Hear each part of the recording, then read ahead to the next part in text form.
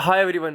तो फाइनली 31 सालों के लंबे इंतजार के बाद वेजिटा को भी सुपर सेन 3 बना दिया गया है। हाँ, आपने बिल्कुल सही सुना। गोकू पहली बार सुपर सेन 3 आज से 31 साल पहले बना था और आज जब ये फाइनली हुआ तो इस सीन को देख के दिल भर सा आया, क्योंकि ये सब होने की उम्मीद असंभव सी लगने लगी थी। ये एक सपने के सच होने जैसा है। वेजिटा का कैरेक्टर हमेशा से एक फाइटर का रहा है जो कभी भी हार नहीं मानता, और जब वेजिटा ने सुपर सेन 3 अचीव किया और इस मोमेंट में इसकी सालों की ट्रेनिंग और सालों का हार्ड वर्क दिखा। और सबसे बड़ी बात यह है कि ड्रैगन बॉल डायमा अकीरा तोरियामा का उनकी मृत्यु से पहले उनका यह आखिरी प्रोजेक्ट था। तो अकीरा सर वेजिटा को और हम सभी फैंस को ये आखिरी गिफ्ट दे के गए, और अभी तो डायमा के 8 एपिसोड और बाकी है। इसका मतलब पता नहीं हमारे लिए क्या क्या गिफ्ट उन्होंने छोड़ रखा होगा। पर वेजिटा के सुपर सेन 3 बनने की जर्नी हम फैंस के लिए भी आसान नहीं थी।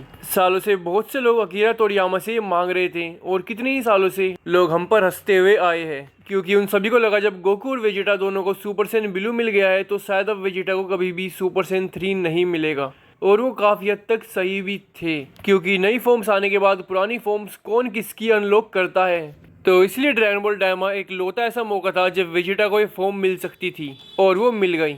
और बहुत से लोग अलग अलग बहाने बनाकर वेजिटा को सुपर सेन 3 ना मिलने को जस्टिफाई भी करते थे कि वेजिटा पे फॉर्म सही नहीं बैठेगा। और आज जब ये फॉर्म वेजिटा को मिला तो वेजिटा पे बिल्कुल सही बैठा, बढ़िया बैठा बल्कि। और इस अकेले सीन ने ड्रैगन बॉल डायमा को हम फैंस के बीच हमेशा के लिए रेलेवेंट कर दिया। और ड्रैगन बॉल डायमा का एपिसोड 12 सीरीज का अब तक का सबसे बेस्ट एपिसोड था। और इस एपिसोड की इतनी तेज पेसिंग थी कि मैं क्या बताऊं। इवेंट्स और फाइट्स इतनी जल्दी जल्दी हो रही थी कि मज़ा ही आ गया। और ये बहुत ही बड़ा और पॉजिटिव चेंज है, क्योंकि डायमा के शुरुआती भागों में पेसिंग जो थी वो कछुए की स्पीड की हो रही थी, और इस पूरे भाग ने मेरे एपिसोड 12 के प्रीव्यू के चीथड़े उड़ा दिए। पर एक चीज़ जो मैंने आपको इस प्रीव्यू में बताई थी, और वो ये थी कि मार्जिन 2 में दिमाग उतना नहीं है, मार्जिन को में दिमाग ज़्यादा है, और आज ये साबित भी हो गया। तो इसलिए मैं आप सभी को बताना चाहूँगा कि मार्जिन को सिर्फ बनने की बस एक्टिंग कर रहा है, अंदर से वो बहुत ज़्यादा चालाक और ख़तरनाक है, बस बेचारे के पास पावर कम है। और दूसरी तरफ मैं मार्जिन 2 की बात करूँ तो वो उल्टा है, उसके पास पावर ज़्यादा है